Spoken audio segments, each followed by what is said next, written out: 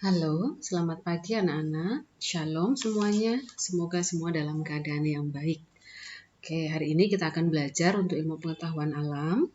Materi yang pertama akan kita pelajari adalah gejala alam biotik dan abiotik.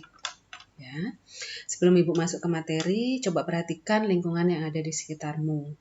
Ya. Di rumah pasti akan ada tumbuhan, kemudian ada meja dan kursi dan lain sebagainya. Sebagai manusia, pada dasarnya kita tidak bisa hidup sendiri, ya kan? Manusia akan selalu membutuhkan lingkungan sekitarnya. Ya. Nah, lingkungan sekitar manusia itu ada yang benda hidup, ada juga yang tak hidup. Kalau objeknya hidup, itu disebut dengan biotik. Kalau yang objeknya tidak hidup, itu disebut dengan abiotik. Ya. Nah, interaksi antara komponen biotik dan abiotik ini di dalam alam itu menimbulkan gejala alam atau peristiwa. Gejala ini disebut atau dinamakan dengan gejala alam. Ya, jadi di sekitar manusia dapat dikelompokkan menjadi dua untuk gejala alam. Yang pertama gejala alam biotik itu yang berkaitan dengan makhluk hidup, dan gejala alam abiotik itu yang berkaitan dengan benda tak hidup. Itu materi yang akan kita pelajari untuk pokok bahasan pertama di ilmu pengetahuan alam. Ya. Nah, sebelum masuk kita ke gejala alam biotik dan abiotik, terlebih dahulu kita akan belajar terkait dengan ciri-ciri makhluk hidup. Ya, makhluk hidup tadi merupakan salah satu unsur atau komponen biotik. Ya. Nah, terdiri dari apa saja komponen biotik itu? Ya, di dalamnya ada manusia, kemudian hewan, dan juga tumbuhan. Nah, ciri-ciri makhluk hidup diantaranya yang pertama adalah bernafas. Setiap makhluk hidup pasti akan selalu bernafas. Ya, bernafas merupakan proses pengambilan oksigen dari udara bebas serta melepaskan karbon dioksida dan uap air keluar tubuh. Ya. Dengan apa makhluk hidup bernapas? Setiap makhluk hidup akan bernapas sesuai dengan kebutuhannya masing-masing dan alatnya pun berbeda. Misalkan kalau manusia akan bernapas dengan paru-paru, ikan bernapas dengan insang, dan sebagainya. Kemudian yang kedua, membutuhkan makanan atau nutrisi. Ya. Semua makhluk hidup akan memerlukan makanan atau nutrisi. Fungsinya untuk apa makanan tersebut? Fungsinya untuk menghasilkan tenaga, pertumbuhan, dan mengganti sel-sel tubuh yang rusak. Nah, makanan yang diserap itu harapannya dapat mengandung zat-zat yang dibutuhkan oleh tubuh. Seperti apa saja contohnya? Ada karbohidrat, lemak, protein, vitamin, dan mineral. Ini zat-zat yang diperlukan oleh makhluk hidup untuk baik itu tumbuh, menghasilkan tenaga maupun untuk mengganti sel-sel tubuh yang rusak. Kemudian ciri yang berikutnya, tumbuh dan berkembang. Ya. Pernah memperhatikan tumbuh dan kembang yang ada di sekitar kalian? Ya. Setiap makhluk hidup akan tumbuh dan mengalami perkembangan. Tumbuh itu merupakan proses bertambahnya volume atau ukuran tubuh makhluk hidup. Ya, itu kalau tumbuh. Nah, untuk bertumbuh diperlukan beberapa faktor, di antaranya ada gen dan hormon, serta faktor luar yaitu berupa nutrisi. Sedangkan untuk perkembangan adalah proses menuju kedewasaan yang dipengaruhi oleh hormon, nutrisi, dan lingkungan.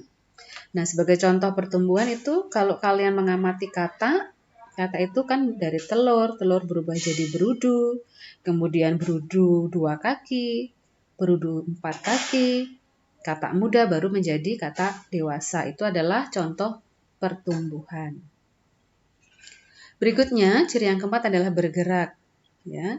Semua makhluk hidup bisa bergerak. Bergerak itu berarti berpindahnya posisi dari satu tempat ke tempat yang lain. Ya, misalkan kalian berjalan itu juga sudah merupakan salah satu gerak. Ya. Berikutnya, contohnya adalah berkembang biak.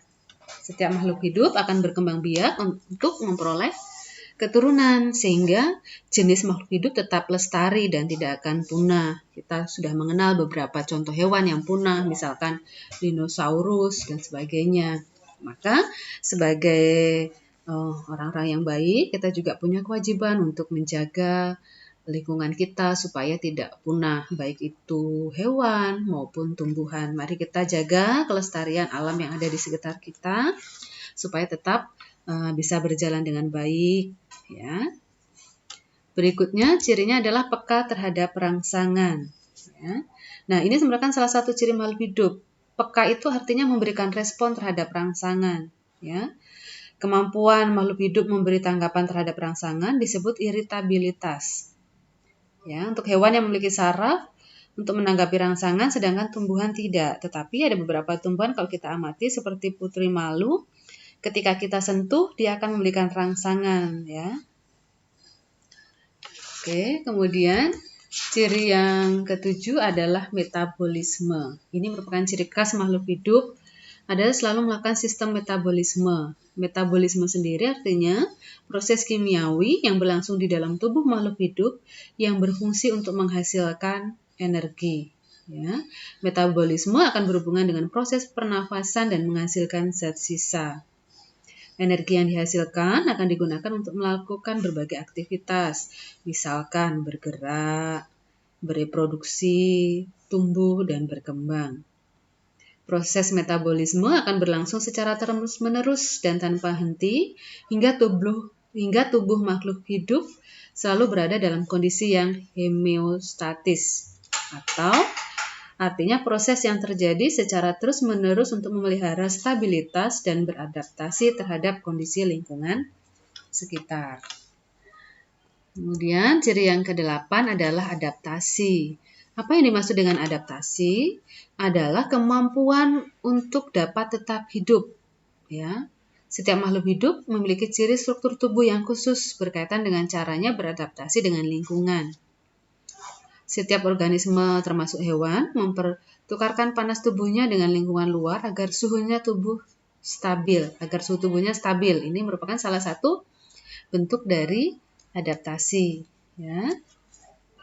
Ada 3 bentuk adaptasi makhluk hidup terhadap lingkungannya. Ya, ada adaptasi morfologi, adaptasi fisiologi, dan adaptasi tingkah laku.